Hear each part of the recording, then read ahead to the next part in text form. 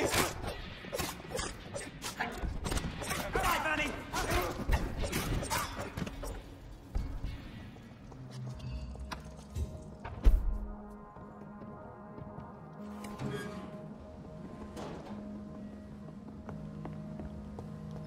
Tom has so much alcohol, he could keep this district afloat for quite some time.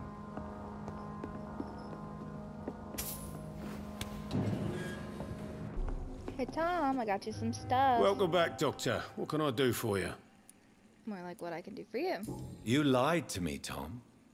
Your warehouse wasn't empty. It was inhabited with armed vigilantes. I'm sorry, Dr. Reed, but I thought those Prewen guards would be willing to let someone like you pass without trouble. That was devious of you, Tom.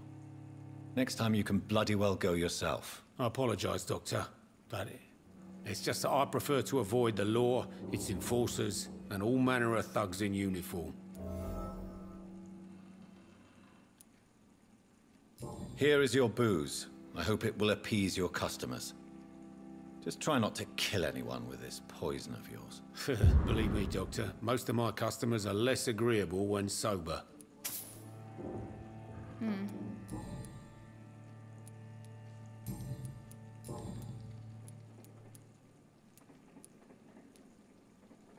Why does your waitress feel in danger working on the docks? This part of town is dangerous for all, but for women it's worse, as always. Sabrina is a brave girl, but she can't help feeling in danger. Do you think she has good reason to feel this way? Are you not worried about her safety? Of course I am. The truth is, she's tougher than me deep inside. She just has to learn to control it. Goodbye, Mr. Watts. This place. Rain may have washed away the blood, but not the memory. My poor Mary. Is that her? No, that's not her. Warning. Hello, boys. About your last message concerning your mission to loot corpses in Southwark. I'll only say it once. Deal with it. And be glad I don't report your protest to Edwina. She might go there herself to cut your balls off. Okay. A little bird also told me you may have made a few jokes about what I saw by the pier, so now I'm just a loony scared by his own shadow, or a nutcase who mumbles and trembles like an old woman about ghost stories. Good. I like it when my boys are happy. Be assured that Nutcase will come to piss on your bloody carcasses after the fucking monster I saw has sucked your brains out. Enjoy the following nights, fellows. I heard they will be foggy and rainy. Booth D. Huh. This is my watch. Damn grave robbers. Ah, I wondered if we were ever gonna get that back. Without the wet boots keeping things straight, these parts would... Good evening, Mr. Hello again. So... I managed to reach the mass grave in Southwark. It was not pleasant. Spare me the details, Dr. Reed. All I want to know is what happened to those bastards who owed me money. Well, they're dead. I'm afraid those bastards, as you call them, are in the mass grave. Dead? Shit. That money would have been useful. Well, I'll tell my boys to avoid the place if it's that dangerous. Yes. Everybody should avoid that place until further notice. Okay then, Doctor. It looks like you deserve your reward after all. The Wet Boot Boys thank you for your help.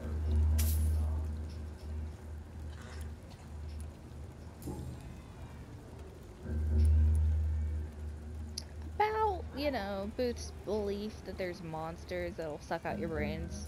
Tell me your feelings about Booth's belief in monsters, Edwina. It makes him look weak in front of the boys, that's my feeling about it. But ghosts don't scare me. You don't believe he really saw something then? I don't care what he saw or not. All I know is that a real man keeps his fears to himself if he wants to be obeyed. I know you believe monsters are real, Booth. They are. I know, I saw one, but no one believes me. Tell me what you saw. Tell me what you saw. It was a few years ago. Clay Cox was still the boss then. He'd sent me to the shipyard to find out who was stealing tools and ropes at night. Go on. First, I thought it was an old lady with a limp. It looked frail and crooked. Then I saw it grab a bloody beam and lift it like it was a stick. I shouted. It looked straight at me. Do you know what it was? It was all eyes and long teeth, but I couldn't see its face. I shot at it when it moved towards me and I hit it. And then it jumped and vanished in the shadows. You could have imagined all that. These docks can be so gloomy at night. With the fog and the wind and the boats creaking. No, Doctor. That night I saw the fucking sewer dog for real. It's not a beast like the stories say. It's the ghost of an old woman. Bullets can't stop it. But no one believes me. Huh. Are your friends mocking you? Even Edwina told me once to never speak about it, but I know what I saw. And it wasn't human. Not human at all. Well, that's great.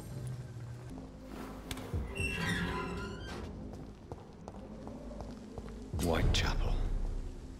This neighborhood is linked somehow to the kind Lady Ashbury's blackmail. First, let's find this Petrescu fellow. Fuck you all! Fuck it all! Stop it now, Albert! Stop it! Huh. Well, that's not good. Me? I'll not die in some piss-stinking alley reeking worse than a week-old lappy.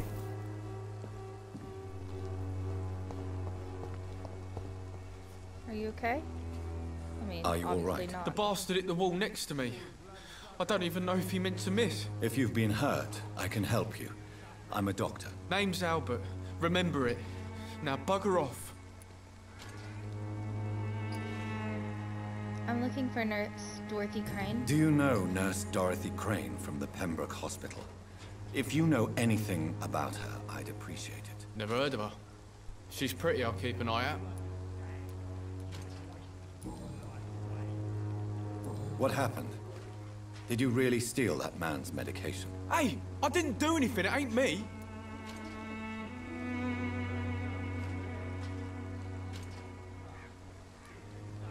Medication and drugs are a rare commodity in East London. So you picked an easy target, didn't you? Sod off, mister. You ain't got no clue what's going on here. Bastard was a soldier in the war, so now he's got the right to shoot me. It's true. I'm not familiar with this part of town. Perhaps you could help me. I said sod off. Go find yourself another guide. Hey. What? Shooting a boy in the middle of the street.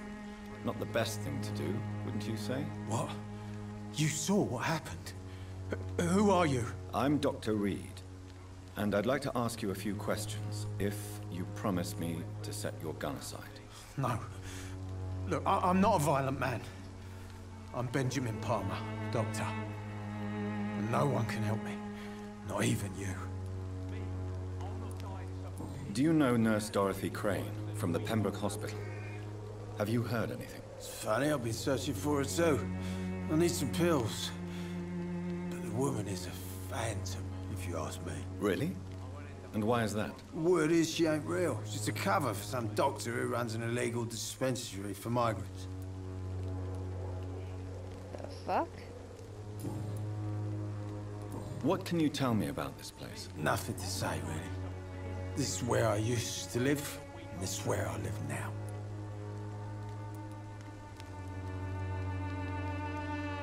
You mean you used to have a better life? Yeah, I had a wife, a home, and a job. I even used to have a name. And now I'm just Ben. Ben the Trap. You don't have anywhere to go? No family that would welcome you? Not since the death of my wife, Albert's mother. She was sick, you see. Long before the flu and all this shit.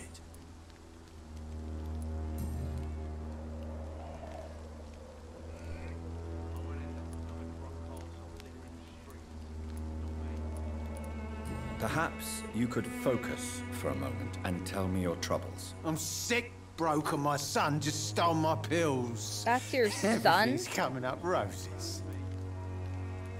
What can you tell me about this place? Nothing to say, really. This is where I...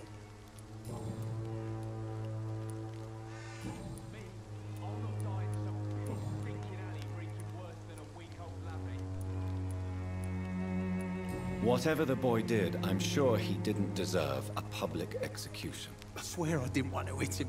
It's just that... I'm sick in the head, you see, and the boy just frayed me last nerve. What is it, Benjamin? It was the war, wasn't it? Your nerves are shot, aren't they? I need some answers, Private. From one soldier to another. The doctors called me a liar. A coward. Put me in a straitjacket, locked me up. Finally, they sent me back to the front lines with a handful of tablets.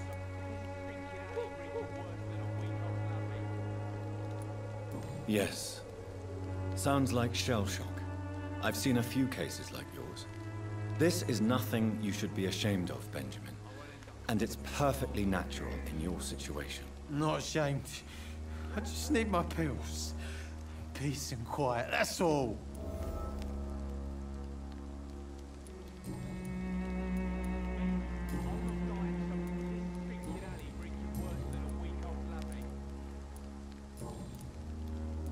A gun, alcohol, and a bad temper make a terrible cocktail, sir. Goodbye for now. The wet boots will be proud of me. Good evening, miss. Good evening, sir. Are you interested in a miraculous cure for this unknown and deadly epidemic? Actually, I am. Then you have come to the right place. The famous Swanborough cordial is all you need to help keep you in perfect health. Oh, really? Why didn't I hear about it during my studies? I'm Jonathan Reed, by the way. Dr. Jonathan Reed. Ah, my brother has spoken of your research, sir. I'm Loretta Swanborough, and it's always a pleasure to meet a fellow healer. Uh-huh. Have you, seen Nurse Dorothy Crane? Do you know Nurse Dorothy Crane from the Pembroke Hospital? I'd like to know more about her. I don't like to talk about competition. Competition, you say? Never met her, but it seems she provides some sort of medical care to the poor. The whole thing has to be some sort of scam, if you ask me. So, tell me. Any intriguing local figures? Tell me, who intrigues you most in Whitechapel? The region itself is something to see, but I would say Camellia the mute florist who gives away her flowers. Anyone I should avoid? Is there anyone I should avoid? Cadogan Bates, without a doubt. The bloody bastard remorselessly exploits poor migrants as soon as they get here.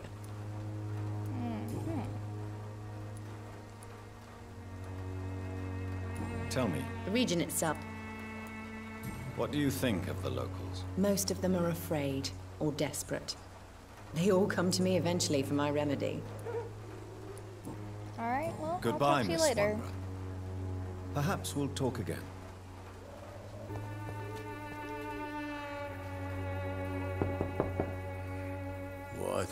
What do you want? Leave me alone. Good evening, sir. I'm Dr. Reed. I'm looking for Nurse Dorothy Crane. There is no Dorothy Crane here. Now goodbye. I'm afraid this medical leaflet says the opposite, sir. Really? Well, I'm afraid I'm going to close this door right now. Go bother someone else, Mr. Doctor. To enter that house, I must discover who this man really is. Maybe I could start by observing what he's up to. His bronchitis.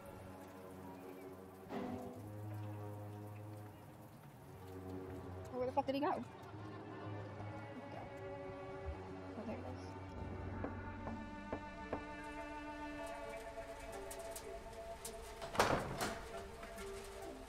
Oh, there she is.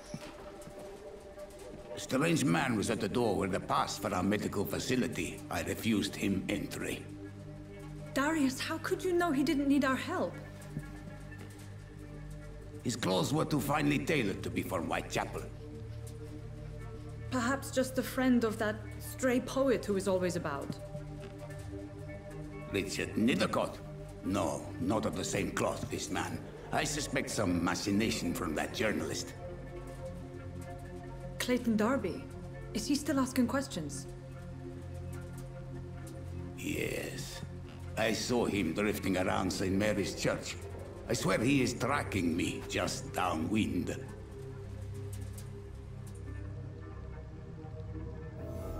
I cannot enter. I must talk to that journalist or the poet. They must know about Darius. Nearby the church they just mentioned. Come on, take a look. Don't be afraid. Welcome, sir. Please, take a browse of my wares. I am Dr. Reed.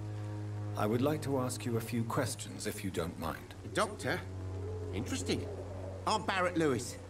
Usually I don't have time to waste with talk, but at this hour of the night I can hardly refuse.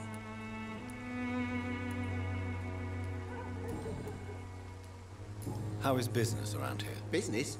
I have no business. Between this racket, theft, and customers getting scared, I'm losing money every day. I see. Sounds like you blame someone in particular for your situation. It's no secret Joe Peterson spends his time harassing merchants.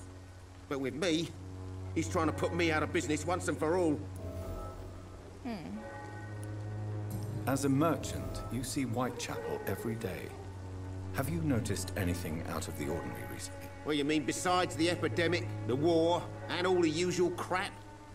As long as I can remember, this part of town has been a bottomless pit, and no sign of the bottom yet. Violence increasing? Violence is increasing in the borough. Yeah. A few nights ago, some blokes jumped me. Came out of one of the condemned workshops.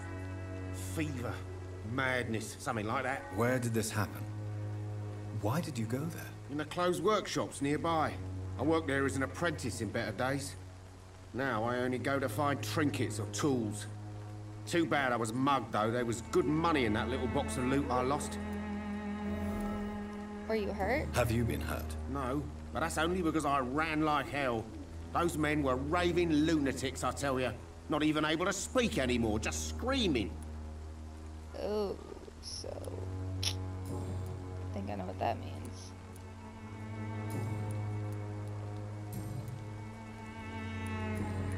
Okay, I'll Goodbye talk to you for now, later. Mr. Lewis.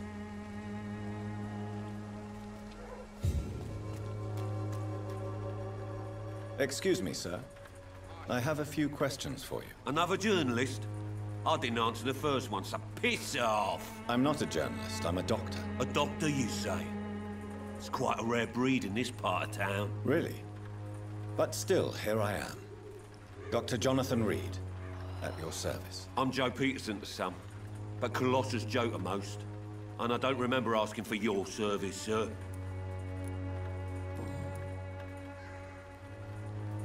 May I ask what you do around here? I do whatever I want, and sometimes even more. Now sod off. According to you, physicians are scarce in this part of town. Why is that? Not familiar with this neighborhood, are you? I guess your fancy colleagues are too afraid of being stabbed in the back. This part of town does have quite a reputation. Would you say it's justified? Totally. Look at me, for instance. I always look my opponent in the eye before knocking him out. How did you become the local bully everyone is afraid of, Joe? There's no pride in roughing up poor bastards. But this is the only job I've found. And it pays well, too. A job? So you're racketeering for someone else? I got enlisted by the Wet Boot Boys, a gang from the docks. I'm their muscle for their dirty work. You survive at any cost, even at the expense of others. Perhaps that's just the law of nature. I don't care what you think, sir. I do what I have to do for my own reasons, and that's that. I'm not sure Mr. Lewis would agree with your by all means necessary philosophy, sir. Oh, do you really think he's the poor victim here? Barrett can be as sneaky as anyone. Long ago, I even called the bastard my best friend. Oh. Well, that's some tea that I need to spill over there to him.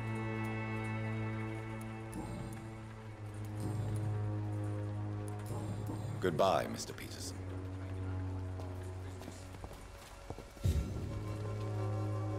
You never lose.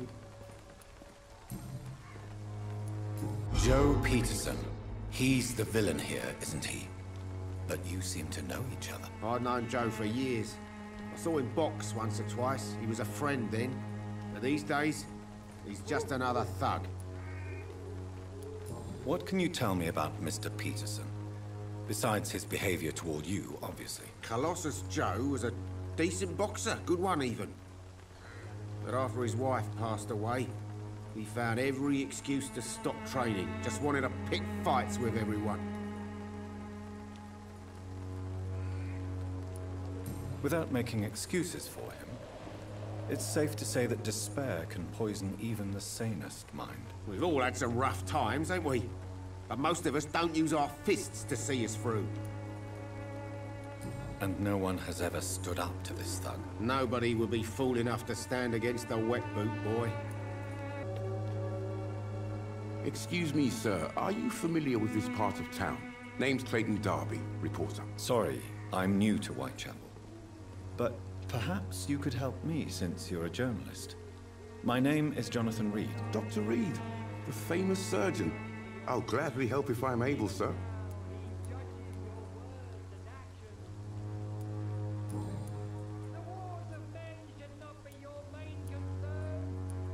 What is a journalist doing in this borough after sunset? He goes where none of his colleagues would dare to go, to inform the country.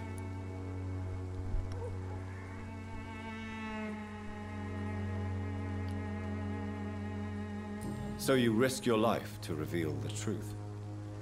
I saw many reporters do the same during the war. Whitechapel is the crucible of so many untold stories and tragedies. I want people to know them. That's quite honorable of you. But is the public interested? Not at all, sir. And that's why I'm an independent journalist, hoping to sell some stories. No newspapers speak about the Why are the epidemic. newspapers keeping silent about the Spanish influenza? It's as though none of you care. There's a war going on. People shouldn't be demoralized by news of deadly diseases.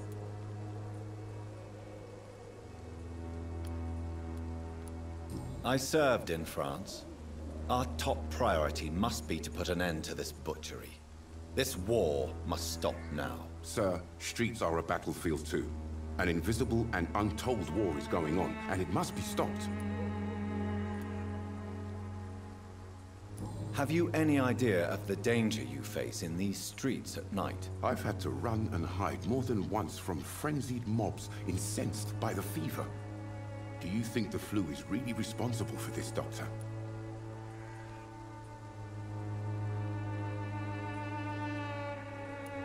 I must confess, some of my rational views have been shaken by recent events. I'll remember to stay away from the district's roughest streets then.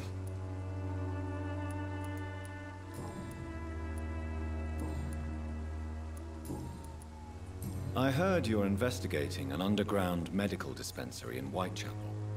What do you know about it? Not much, I'm afraid. They are wary of strangers, and I'm not really an acquaintance of theirs. Why do you care?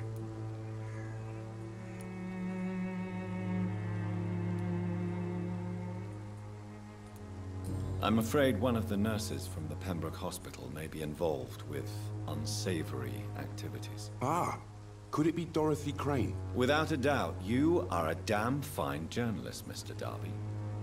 What do you know of her accomplice, a man named Darius? I don't know much about the man. He's very cautious. Never goes out. Doesn't seem to have any friends or family.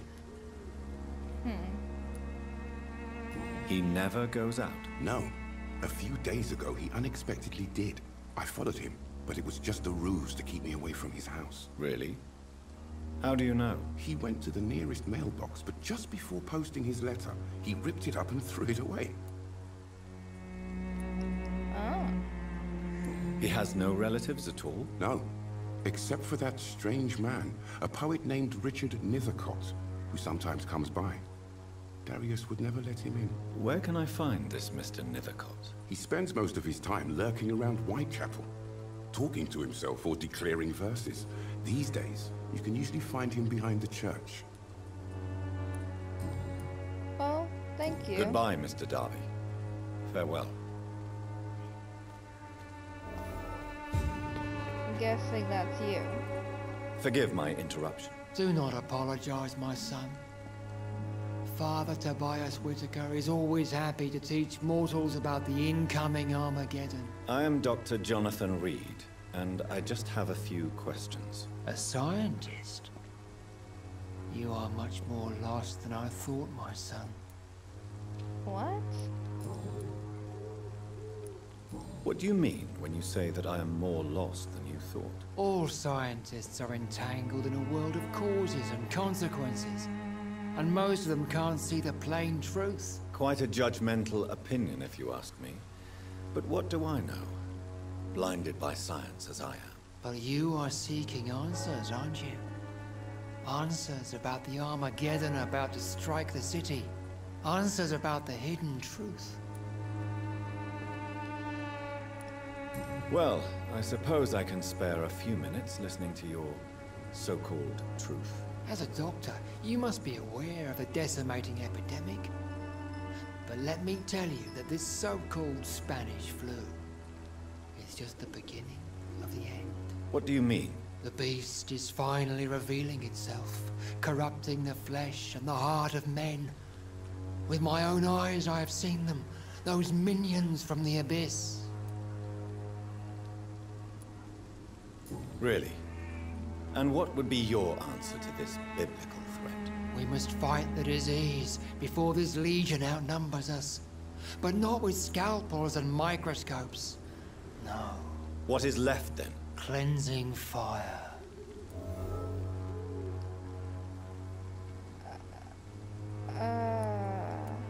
Tell me, Tobias, what exactly is your plan concerning the cleansing of this city? God will recognize his own. More than once this city has risen from the ashes, hardened and purified by the flames.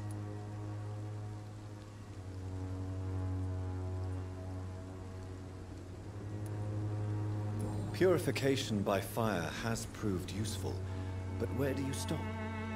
Burn the clothes? The buildings? The corpses? Worse? Your lack of faith is predictable. But my task is to convince rational minds like yours to see the light. This is God's will. You're mad. And dangerous. You're nothing but a soulless butcher. A small-time Torquemada. The Savonarola of Whitechapel. My son, if you think salvation is a free gift, go listen to the lies of that pompous fool, Joseph.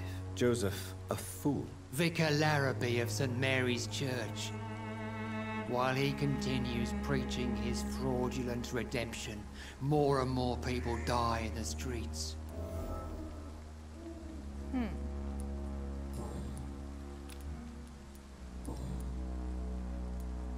Have you any friends? Any family left in these terrible times? No. But I have a disciple I see as my son. He is so devoted. I sent him to preach the good word in the heart of this corrupted city.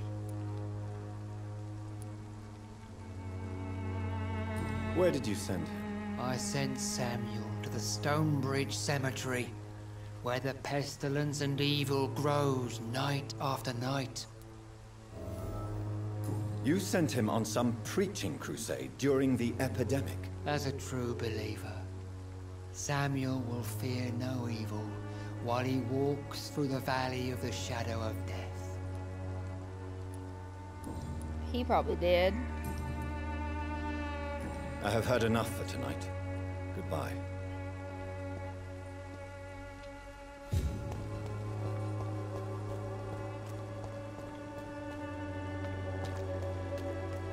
Pay me a glass and I'll be gentle. Don't be shy, handsome. What can Christina do for you? I'm not looking for what you're selling. But I'd like to ask you a few questions, if I may. I'm a doctor. Dr. Reed. All right then, but be quick. Though I usually get paid when I open my mouth. Well then.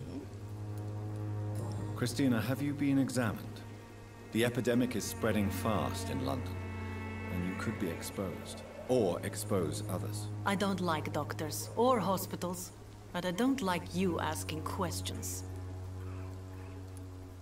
Considering your line of work, I assure you it is only a matter of time before you have health issues. If it is going to happen, it will happen. Right now, I need money. That's what's important. You can put your own life in danger, that's your decision. But what about your clients? If you're contaminated, you will put them in danger too. And you think that would worry me? If you knew the men I deal with, their health would not be what you'd worry about. Can't blame me for that. Clayton Darby claims he will expose the crisis in Whitechapel to all of London. Do you believe him? I believe Clayton's courage will erode with time, until he finally leaves Whitechapel to start another fight somewhere else. Why this skepticism? How can you speak about starvation if you've never been hungry? Or about poverty? Or anything else you have never suffered from? Are you talking from experience? I've seen your type come here to get a good fuck in a cheap room or a dark alley before going back to their fancy houses in the West End.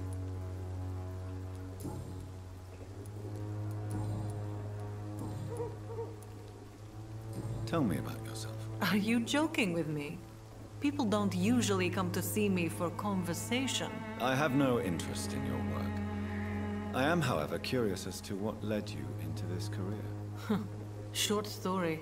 The war, exile, and England. This country is not especially welcoming. I've been refused many jobs because of where I am from. I had few options left.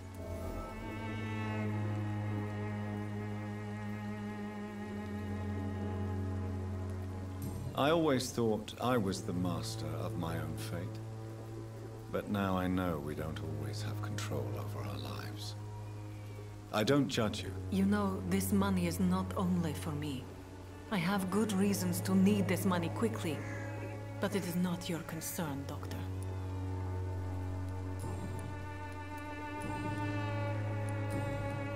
Goodbye, miss. Take care of yourself as best you can. Hello. Good evening, sir. I'm Dr. Reed. I would like to ask you a few questions. Please be my guest. Although I may not be the best informant regarding this part of town, my words speak about that which the eyes cannot see.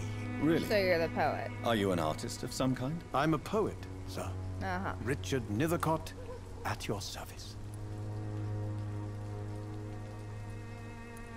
May I ask you a few questions about the district? Extraordinary part of town, is it not? I'll be glad to help you, if I can. I'm looking for Dorothy Crane, a nurse who lives in this vicinity. Dorothy Crane. Oh, I love the name. The Crane of Whitechapel. Sounds very mysterious. But, sorry, no, never heard of her. What can you tell me about an old man called Darius? Darius Petrescu? Yes, I know him. At first, I thought he was only a small publisher. I invited him to publish my work, but his reaction was pretty clear. Not interested in your talent? Darius is an old political activist who takes delight in printing tracts and lampoons. Those communist activities only require mediocre writing skills.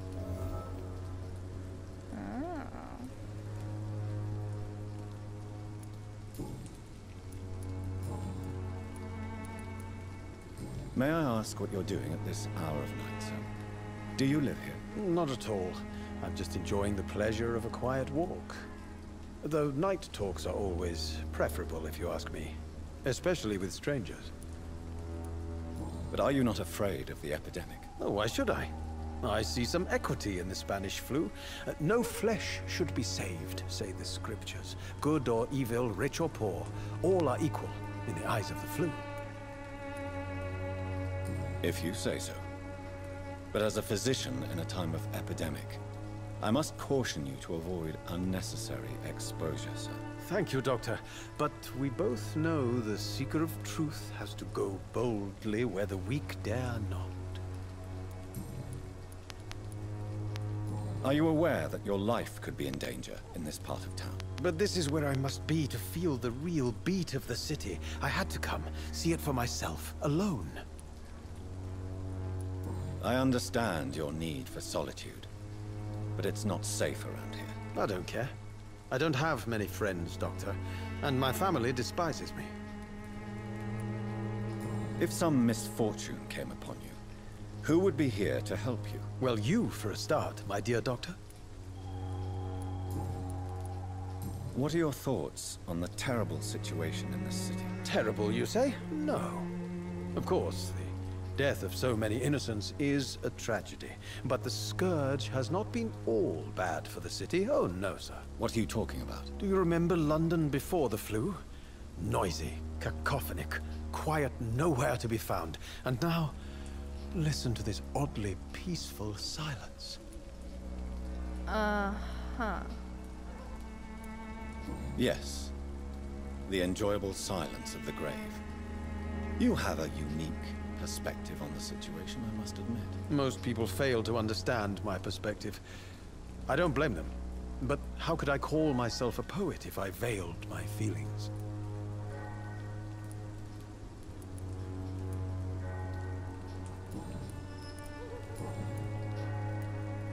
Tell me, Mr. Nethercott, why seek inspiration in Whitechapel? The place is not beautiful per se, but how to explain it? Stirring and challenging.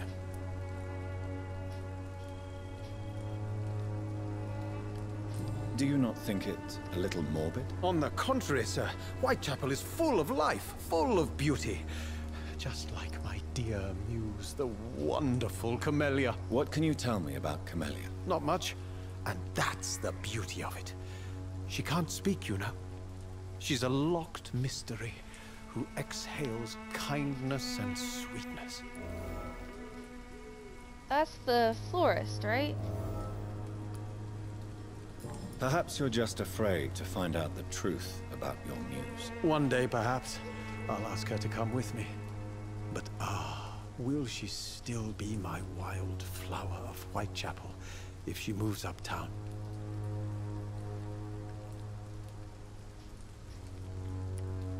And have you ever tried to learn more about her? Where she lives, how she survives, whom she may know? Maybe I prefer she remains an enigma. Reality can be so dull, don't you think? In what way, exactly? The struggle by gaslight, the barren smiles and the added hunger under the rain. If you say so. Such vibrant antagonism and vivid paradox. The stripped humanity raged across each street. Vivid, of course, yes. And what about the poignant distress? Oh yes, the poignant distress. You see what I mean, don't you? That's what I want to write about, and that's what Whitechapel is made of.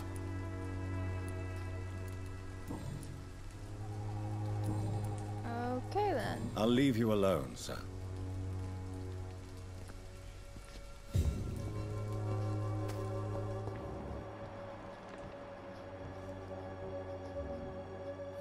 Oh, there's Camilla. Or Camellia. Cool, I unlocked the door all the while doing this. Hey, I know you can't talk, but like, do you know sign language? I'm Dr. Reed. I'd like to ask you a few questions. I know what you're thinking. A tall stranger who meets a girl in the street at night. It reeks of the penny dreadfuls. But I mean you no harm, truly.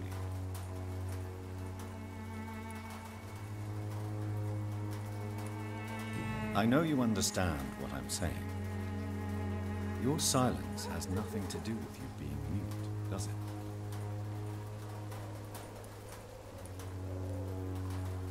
Tell me about Richard Nethercott. I understand he is quite fond of you, Camellia. Well, that worked well. Bye. Very well. Goodbye then.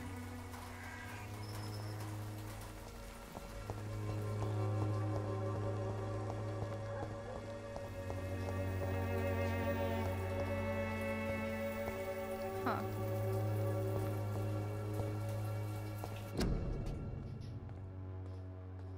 Small flower bouquet with a voucher for a free medical checkup hidden between the flowers. Huh. Hello.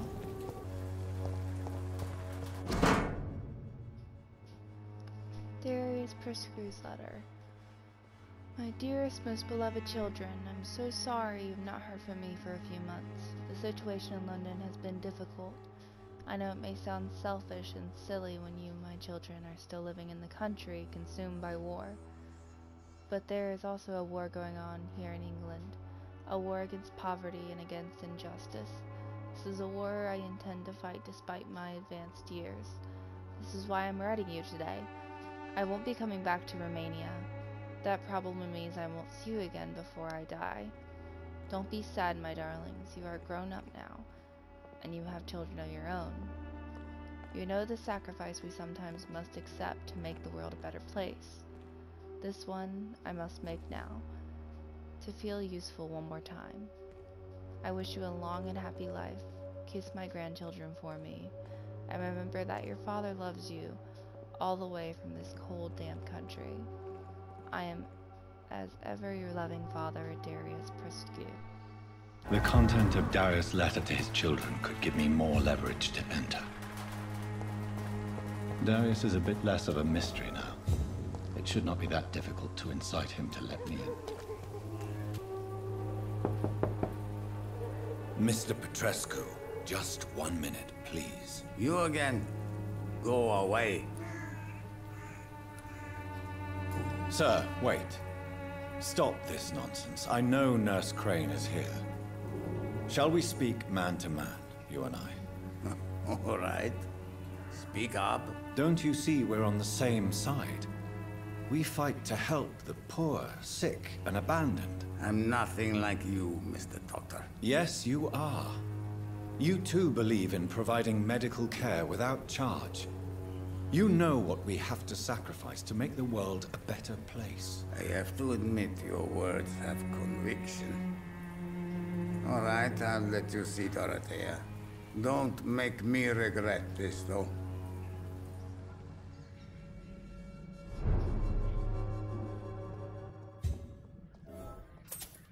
Thanks for that.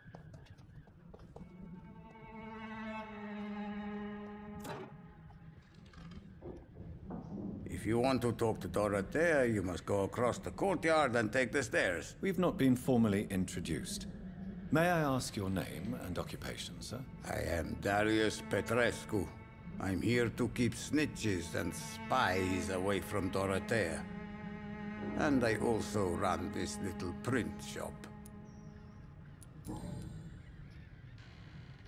So Dorothy's real name is not Crane? Like myself and many people in this area.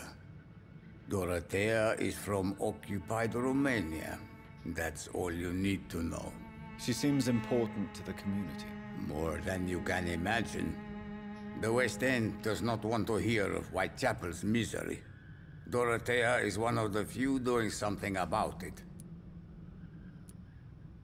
Tell me everything you know about Camellia, the mute florist. I do not believe in the afterlife, Doctor, but I'm almost convinced Camellia is an angel. She volunteered to give out our medical leaflets. Are you not worried for her safety? She is as brave as she is tough, and clever, too.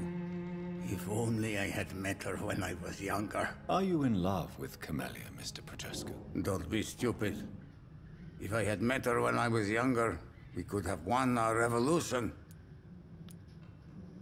Who is she, really? Do you know where she's from? She's not from around here, that's all we know. Camellia is not even her name. It's her favorite flower. You say she has no close family? Well, there's that awful poet who constantly follows her around like a lost puppy. A good man for sure, but a very poor writer.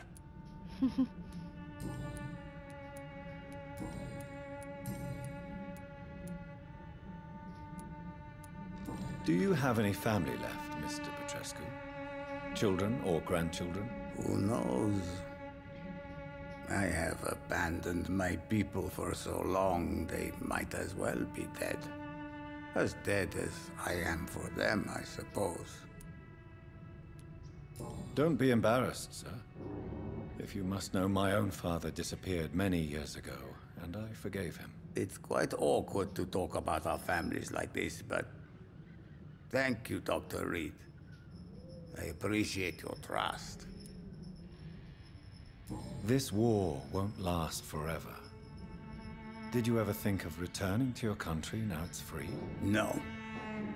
I have taught strength and determination to my sons and daughters. I'm an old, dying man who only has memories of better times to cherish. I know you fought for your country when it was occupied, Darius. Tell me more about it. I know my days are numbered, and I know I won't see my homeland again.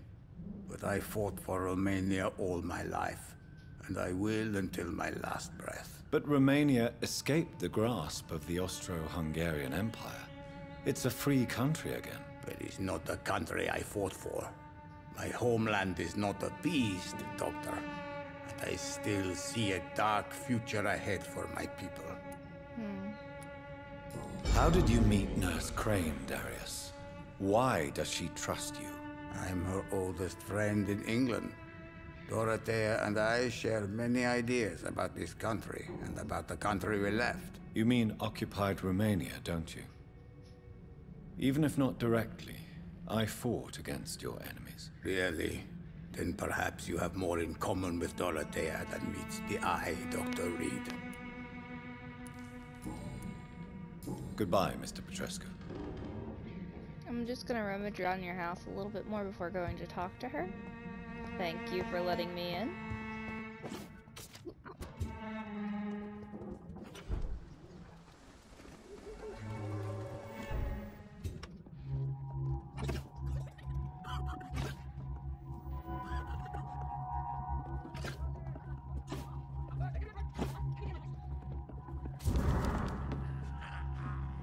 Letter to Nurse Crane. London, 31st of October. Oh, it's Halloween. My dearest Dorethea, when you read this letter, I will be on a boat that will take Anton and me back to Brasov. England was not for us, and I confess I cannot wait to see you again.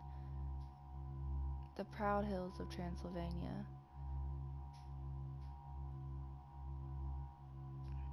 As soon as we are there, I promise I'll light a candle in the Black Church and pray for you to survive this terrible epidemic. I know that you do not agree with this decision and that you are determined to be more useful by helping our comrades exiled in the East End. But Anton cannot wait to return to our beloved country and see our long-awaited revolution bloom. He is my husband. I will stay by his side. I know we had our arguments and our fights. I know you would have wanted me to stand by your side and help you manage this clinic of yours. But now I'm leaving England. Be assured if anything would happen to you, if you ever were in great trouble or danger, I would come back immediately to London, with or without Anton. Please think of me as much as I think of you. I am your affectionate sister, Theodora.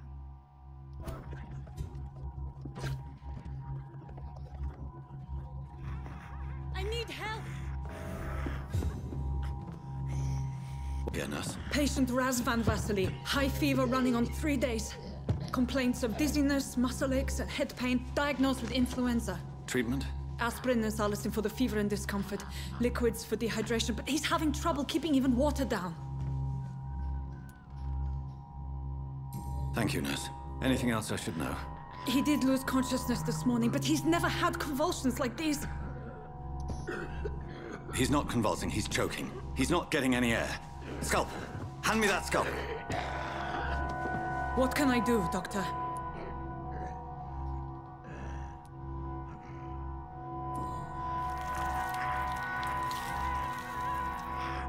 I need to perform a tracheostomy. Short pipe. That rubber tube will do. We're going to cut a passage for air through the neck. Yes, Doctor. He's breathing again, but he's coughing up blood. Internal hemorrhaging. I need to make another incision into the chest cavity to drain the fluids from the lung. Prepare another tube. A thoracostomy? Doctor, we've nothing to fight the infection. We need an aseptic environment. Right then, Nurse Crane. What do you suggest we do? I've no idea. I'm not the doctor. Time is of the essence. We need to perform a thoracic drain. Yes, Doctor.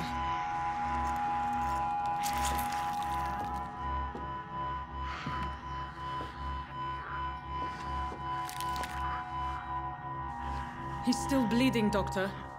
I'm losing his pulse. The drain must have punctured the intercostal artery. There's too much blood. Are you all right, Doctor? I can't see.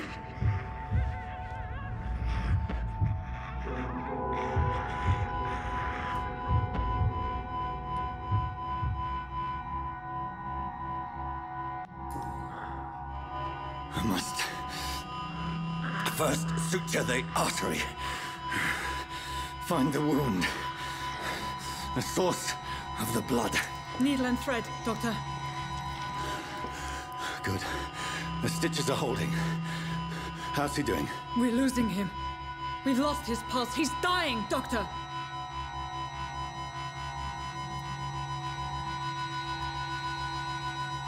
God, I don't know. What?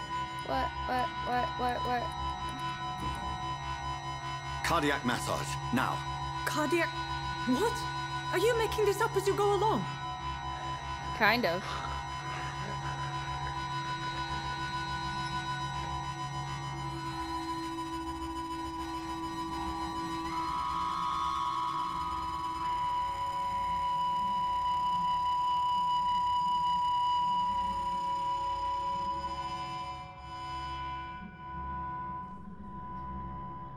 We've lost the pulse.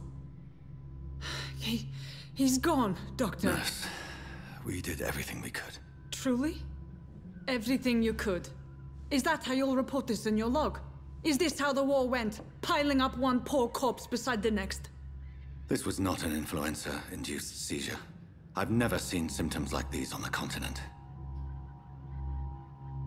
Neither have I. But the previous symptoms leading up to this attack were the same, indistinguishable from the epidemic. No. There was something more vile in these reactions. Something primitive.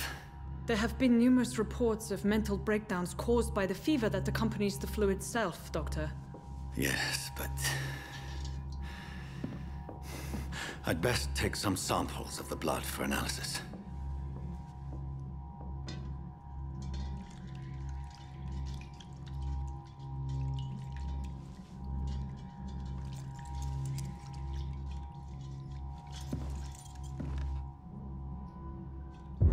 I doubt you're here to test my bedside manners.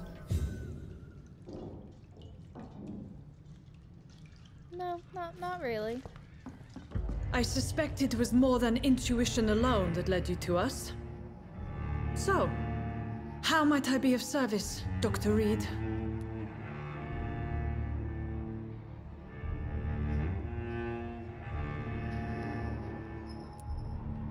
I've come to put an end to this insufferable blackmailing, Dorothy. Doctor, you think your warnings scare me? I've stolen and plied, blackmailed and lied, but what else am I to do? I'm all these people have.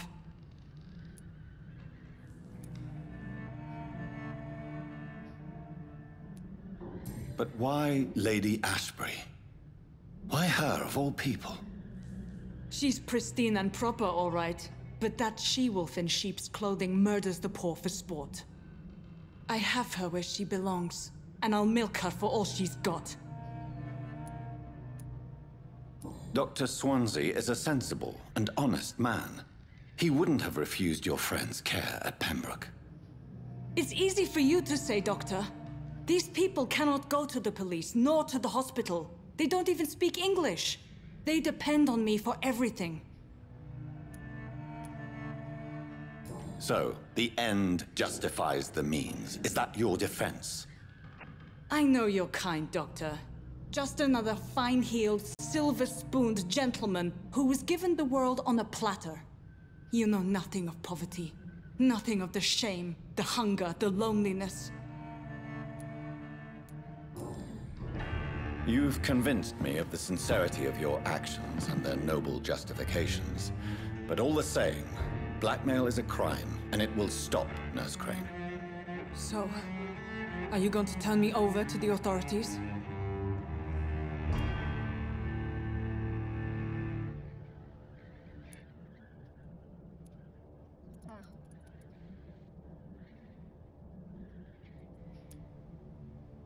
Nurse Crane, there is no question that the work you've done here is extraordinary, but this dispensary is incapable of coping with the outbreak.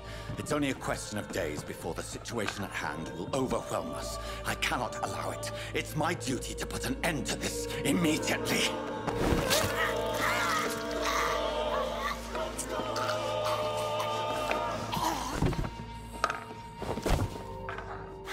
I'm not ashamed.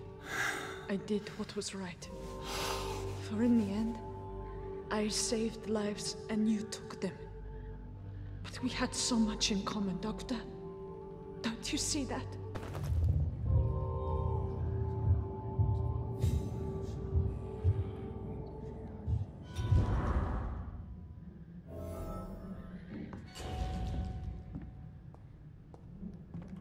I probably made a really bad decision with that.